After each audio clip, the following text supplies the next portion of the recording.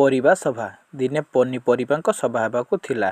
ସେହି ସଭାରେ ସଭାପତି ହେବା ପାଇଁ ଫଳମାନଙ୍କ ରାଜା ଆମ୍ବକୁ ଡକାଯାଇଥିଲା। ସମସ୍ତ ପନିପରିବା ଯେତେବେଳେ ଏକାଠି ହେଲେ, ସଭାପତି ନିଜ ନିଜ ବିଷୟରେ କିଛି କହିବା ପାଇଁ କହିଲେ। ପ୍ରଥମେ ଲାଲ ଟମାଟୋ ଶାଗୁଆ ମୁକୁଟ ପିନ୍ଧି ଠିଆ ହୋଇ କହିଲା, ମୁଁ ରୂପରେ ଯେମିତି ଗୁଣରେ ବି ସେମିତି। ମୋତେ ତରକାରୀ ପକାଇଲେ ତରକାରୀ ସୁସ୍ୱାଦ ଲାଗେ। ସୁନ୍ଦର ବି ଦିଶେ। ମୋତେ ଚଟଣି କରି ଖାଇଲେ ଭାରି ବଢ଼ିଆ ଲାଗେ। ସେତିକିବେଳେ ଶାଗ ଠିଆ ହୋଇ କହିଲା, ହଁ, ତୁ କ'ଣ ମୋଠାରୁ ଭଲ? ମୋତେ ଖାଇଲେ ଆଖିକୁ ଭଲ ଦେଖାଯାଏ। ମୋ ରଙ୍ଗ ଏତେ ସୁନ୍ଦର ଯେ ଯିଏ ଦେଖିବ ସେ ଅଟକିଯିବ। ଏକଥା ଶୁଣି କଞ୍ଚା କଦଳୀ ଠିଆ ହେଲା।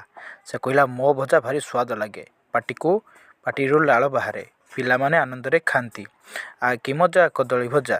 ମୋତେ ପିଲାଠାରୁ ବୁଢ଼ା ସମସ୍ତେ ଖାଆନ୍ତି। ପାଚିଲେ ମୋ କଥା ଆଉ କହନା। ଏମିତି ମିଠା ଯେ ଲୋକ ମୋତେ ବହୁତ ଭଲ ପାଆନ୍ତି। ଏକଥା ଶୁଣି ଅମୃତଭଣ୍ଡା ଛିଡ଼ା ହୋଇ କହିଲା, ଲୋକମାନେ ମୋତେ କଞ୍ଚାରେ ବି ଖାଆନ୍ତି, ପାଚିଲେ ବି ଖାଆନ୍ତି। ମୋ ଗୁଣ କ'ଣ କମ୍ କି? ତା କଥା ସରିବା ସଙ୍ଗେ ସଙ୍ଗେ ସଜନା ଠିଆ ହେଲା।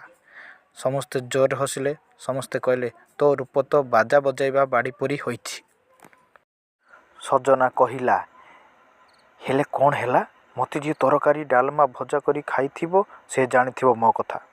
ତାପରେ ଗାଜର ଠିଆ ହୋଇ କହିଲା, ମୋତେ କଞ୍ଚାରେ ସାଲାଡ଼ କରି ଖାଇଲେ ଭଲ ଲାଗେ। ମୋ ହାଲୁଆ ଯିଏ ଥରେ ଖାଇଥିବ ନା କେବେ ଭୁଲିବନି। ସଙ୍ଗେ ସଙ୍ଗେ ବାଇଗଣ କହିଲା, ମୁଁ ହେଉଛି ପରିବାମାନଙ୍କ ରାଜା।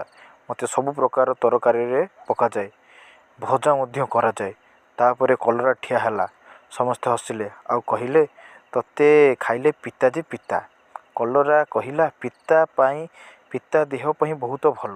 ପେଟରେ କୁର୍ମି ହୁଏ ନାହିଁ, ଚର୍ମ ରୋଗ ହୁଏ ନାହିଁ। ଏମିତି ଜଣକ ପରେ ଜଣେ ନିଜର ଗୁଣ ଗାରିମା କହି ଚାଲିଥାନ୍ତି। ଗୋଟିଏ କୋଣରେ ମୂଳା ଚୁପଚାପ ବସିଥାଏ। ସଭାପତି କହିଲେ, କ'ଣ ମୂଳା ମହାଶୟ, ତମର କିଛି କହିବାର ନାହିଁ? ମୂଳା କହିଲା, ମୁଁ ତ ଅମୂଲ୍ୟ ମୂଲ।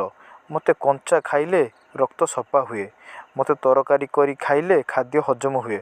ସଭାପତି କହିଲେ, ଦେଖିଲ, ମୂଳା ପାଖରେ କେତେ ଭଲ ଗୁଣ ଥାଇ ମଧ୍ୟ ତାଙ୍କର ଗର୍ବ ନାହିଁ। ଆମ ସମସ୍ତଙ୍କୁ ମଣିଷମାନଙ୍କର ସେବା କରିବା ପାଇଁ ଭଗବାନ ତିଆରି କରିଛନ୍ତି। ଆମେ ଯଦି ମିଳିମିଶି ଚଳିବା ତାହେଲେ ମଣିଷକୁ ରୋଗ ଦାଉରୁ ରକ୍ଷା କରିପାରିବା। ଏତିକିରେ ଆଜିର ସଭା ଶେଷ ହେଲା।